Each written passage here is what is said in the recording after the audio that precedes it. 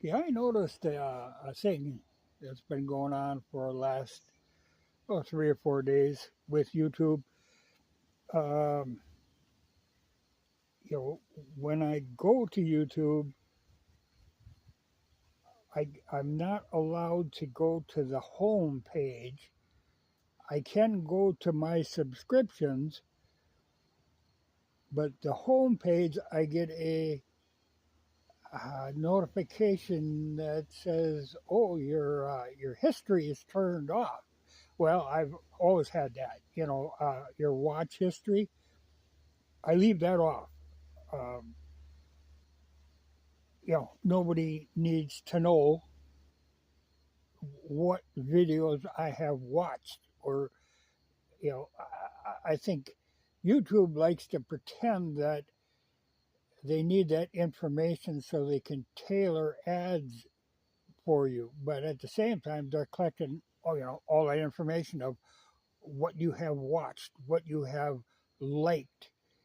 They're getting a profile together of you, of your demographics. Like for the last, oh God, it's been over a year now, 2 or 3 times a day I get a notification demanding that I give them my date of birth. Now, I swear they must have already had this long ago, but they keep demanding it, saying you know, it's the law that they have to have your date of birth. I just keep ignoring it. But 2 or 3 times a day, I'll get that notification. Must have my date of birth. But this whole thing with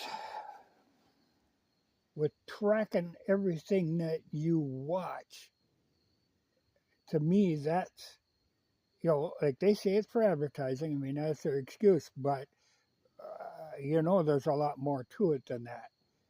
I don't trust them whatsoever. That information is valuable to more people than just advertisers. So, no, they don't need to know who I watch. And I can get by just fine with that, not having that home page. I don't need that. I'm only interested in the people I'm subscribing to. The only people it hurts is people who their videos might have been recommended to me, but now they won't, because I can't, they'd be on that recommended on that homepage. So you don't pick up new people to subscribe to, in that way. But I think I pretty much got sorted who I listen to and who I don't. But I'm just suspicious when they started that. And at first I thought, well, maybe this is something with that particular account is screwed up. But no, I have other people having that same situation. But like I said, I don't want them having my history. They don't know it. What they don't realize is, though, that I'm actually, I have different accounts, kind of. If I'm going to watch some, like wild propaganda video, it won't be on my regular account that I upload videos on. It'll be on something else, because you can actually, you don't have to be signed into YouTube to be able to view YouTube. Um, like I say, I've got different platforms that I watch different types of videos on. So, it makes no difference to me. The only thing I could see that it would injure in that I won't get recommended videos from people who, yeah, I might subscribe to, but they'll never be shown to me. You'll have to run across them by accident. But that's just another way of, if you, like say, even magazine subscriptions, if you have a history of all the magazines that somebody just, is subscribed to, you can start to form a picture of this person. And like I say, that's not information that they need to know. Okay, what I'm doing, it's a cool day today. So today I'm going to be doing some welding. Um, this is a kind of there's a lot of changes being made. You know, when I think there is going to be so very little Yamaha left in this bike when I'm done with it. I don't think there will be any Yamaha parts that hasn't been modified. But here I'm working on the frame. I have to, I'm mounting a different seat. And in order to mount this seat, it's kind of funny because the gas tank that I'm using is now mounted. If I get it out, you can see these little bolts here are the back of the gas tank. Gas tank goes that way. They used to be the mount for the seats. Down here is a hole that used to be the mount for the gas tank. Now that's the mount for the seat, because I am changing to this seat, which is a leather Lycett seat. They're kind of interesting. It's an old design. It's a spring steel frame, and then they've got all of these springs in this very elaborate, contorted, but then the padding isn't foam, it's actually felt. And then a leather cover, and it's kind of interesting because you can peel this whole cover and felt off. It's just held on with these metal tabs. So they're very easy to switch out. But it's an old design. You will see a similar design used on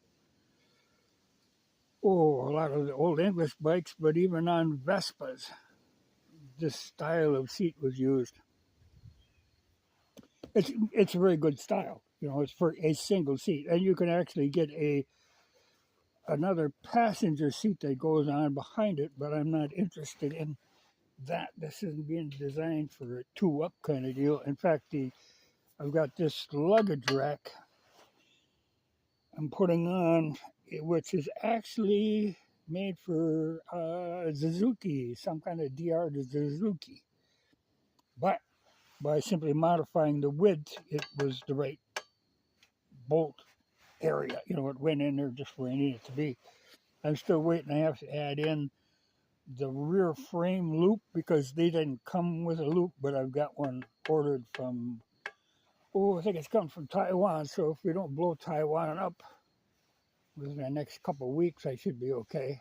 I've always got to try to get stuff ordered in before we manage to destroy some country or sanctions. Like I got a couple of holsters out of Moscow like a week before we sank. So you gotta keep an eye on the political situation to know where you got to make your purchases, before they get shut down. But now to mount this Lycett seat, they've got not only the springs on the inside, but they got the big coils on the outside. I am putting in a mount for those springs. What I did is I drilled right through this. This is, the real frame is here, and then I've got this gusseted, and the shock mount is there. Now the shock mount goes all the way through, and then is, welded in place.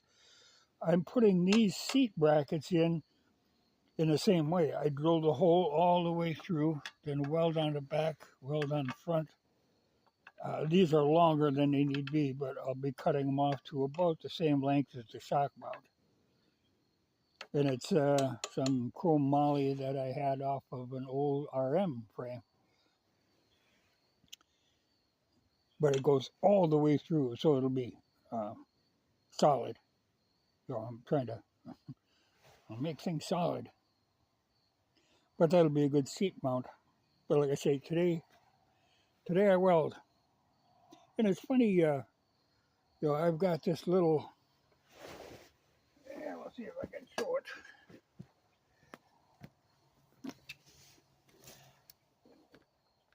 It's one of these little, flux core welders.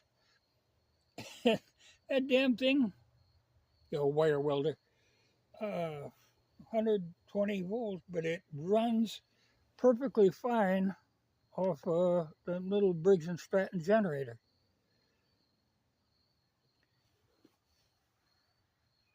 Actually surprising. I thought you'd have to use my big generator, but nope, the little one works fine. But we'll see what happens now with this. YouTube is up to mischief. Well, they're always up to mischief, but more so all the time. I think they're, they're shutting down. It's funny because the one time YouTube had said,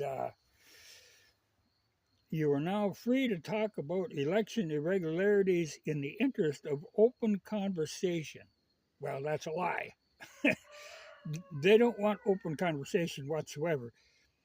They're really clamping down on the medical stuff now because I think we are brewing up for another, pandemic round 2.